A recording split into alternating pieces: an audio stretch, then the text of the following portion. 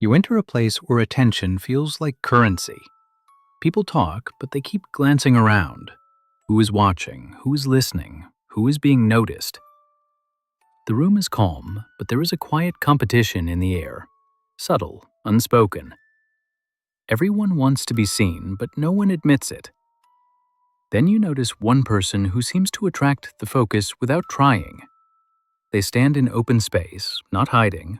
Their posture is upright, their movements are slow, deliberate. They don't rush to fill silence, they let it stretch. Others step into it instead. When they move, eyes follow, not because they are loud, not because they demand it. Something about their presence pulls attention. They speak and people turn their bodies toward them. They pause and the room waits with them. They touch their hair, adjust their jacket, small gestures, not nervous, more like checking their reflection in invisible mirrors, making sure the image still works, still holds. People nearby react in small ways. Someone laughs a little too quickly, someone nods even when they don't fully agree. Another person leans closer than needed.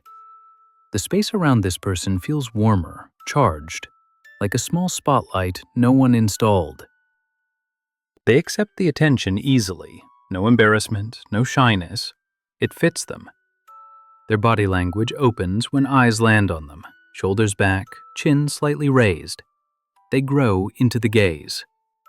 When someone else starts speaking, the energy shifts. The room feels less focused. A few people glance back at the central figure, waiting, measuring. The speaker senses it and shortens their point. Attention drifts back. The person does not interrupt. They don't need to.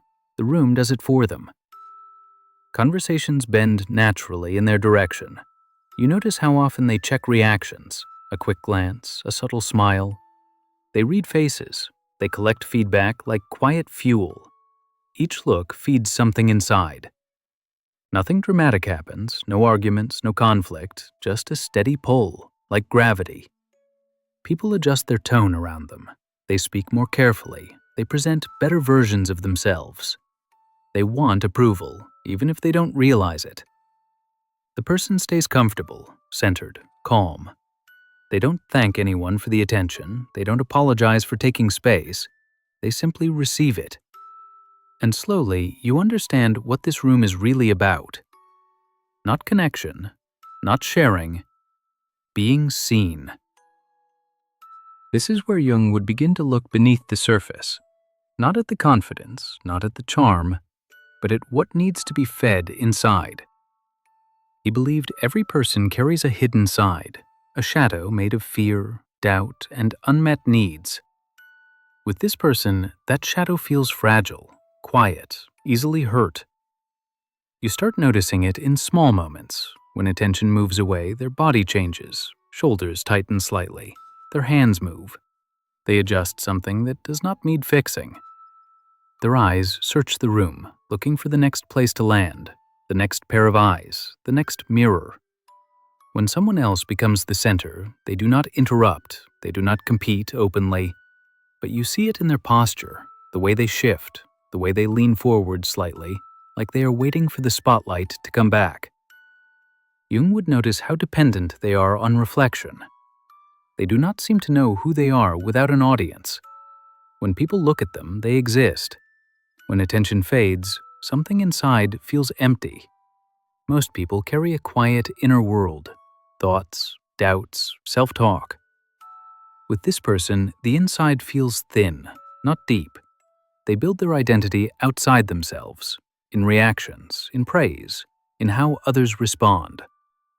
You see it when someone compliments them. Their body relaxes, they glow for a moment.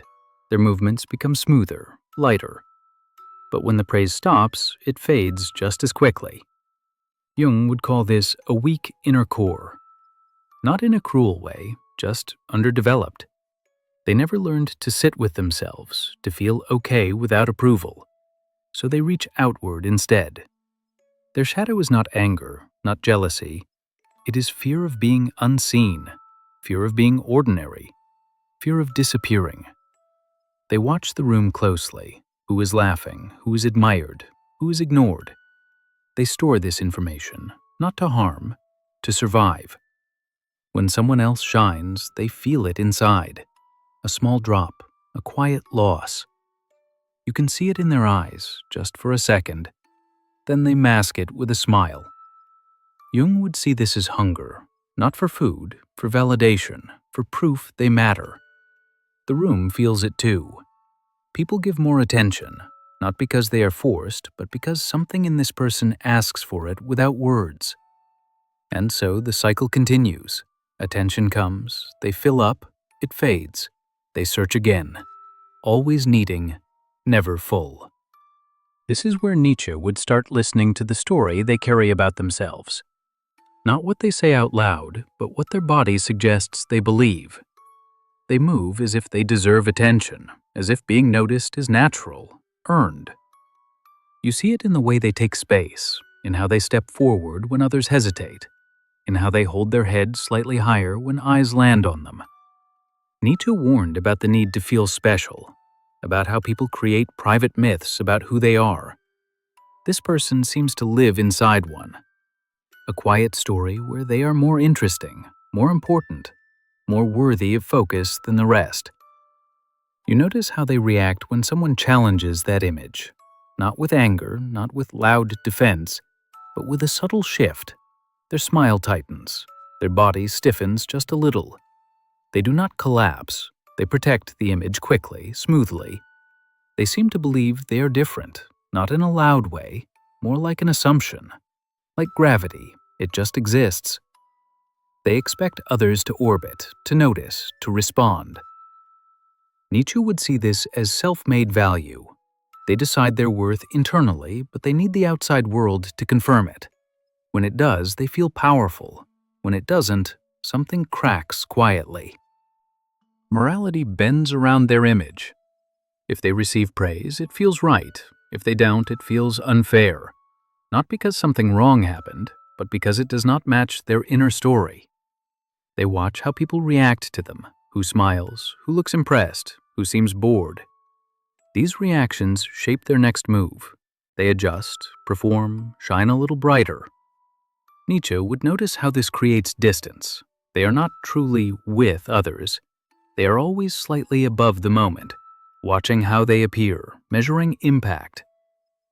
They do not feel bad for wanting attention. It feels justified, natural.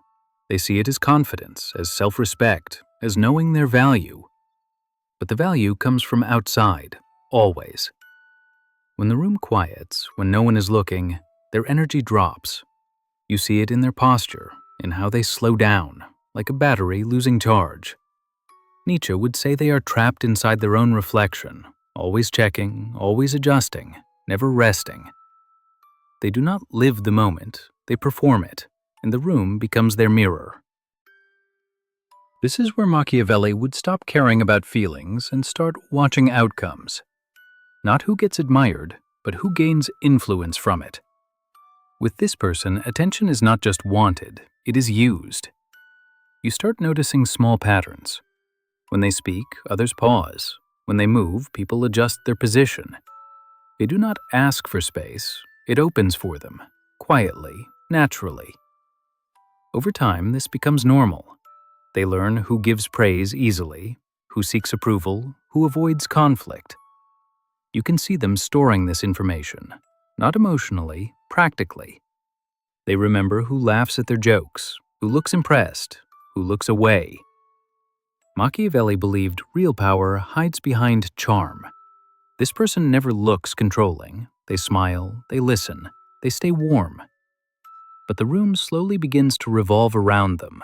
Conversations drift back, decisions wait for their reaction. Not because they demand it, because people want their approval. They do not rush to respond, they let silence work. When someone shares something, they pause before reacting. That pause feels heavy. People start filling it for them, explaining, adjusting, trying to impress. Power grows there, in waiting. They never openly compete. They let others talk first, they let them reveal ideas. Then they add something small, a comment, a look, a slight nod. Suddenly, their opinion feels bigger than it is. Machiavelli would see this clearly. Influence without effort, control without force. You notice how people change around them. Someone starts dressing better, someone laughs more, someone seeks eye contact. They want to stay in good standing, even if nothing bad ever happened. The person does not stop this. They allow it. They benefit from it. They learn what they can get. More time, more patience, more forgiveness. Rules bend around them. People excuse their behavior. Not because they are scary, because they are admired. Over time, admiration becomes leverage. They know who will defend them, who will stay silent, who will agree. Machiavelli would call this success. Not loud, not obvious, but effective. The person never looks powerful, but the room keeps moving for them, and they let it. This is where Hill would start listening to the belief behind the behavior. Not success, not money, not ambition, but the story this person holds about who they are becoming. You see it in how they carry themselves, like someone already important, already chosen, already rising. They move as if their future is guaranteed, not hopeful, certain. Their posture suggests arrival before the destination. They act like the world is slowly catching up to who they already think they are. Hill talked about belief shaping reality, about holding a vision so strongly it feels real. With this person, that vision is themselves, a bigger version, a more admired version. They live inside that image. You notice how they speak about plans, not excited, assured, like it already happened somewhere else. Their body reflects it, calm, centered, unrushed. They are not chasing, they are waiting to be recognized. People feel this certainty. They lean in, they listen. Confidence is attractive, even when it has no proof, even when it is built on air. The person feeds on this response, not desperately, quietly. They collect it. Each nod, each look, each sign of interest becomes fuel. It strengthens the belief. See, I knew it. Hill would notice how belief becomes a product here, something they sell without speaking, a future version of themselves that others start to buy into. They do not promise anything, they let people imagine it. You see it in reactions. Someone treats them like they are already successful. Someone assumes they know more. Someone defers to them. The future version becomes real through other people. The person absorbs it. Their movements grow slower, more deliberate, like someone who knows they are being watched. Hill believed belief can create outcomes. Here, it creates an image, a character, a role they step into. But it never fills them, because the belief is external, built on eyes, on attention, on reflection. When the room quiets, when no one reacts, their energy dips, just a little. The future version fades. Then they search again, another look, another sign. Belief needs witnesses, and so they keep building it, in other people's eyes, until the next observation.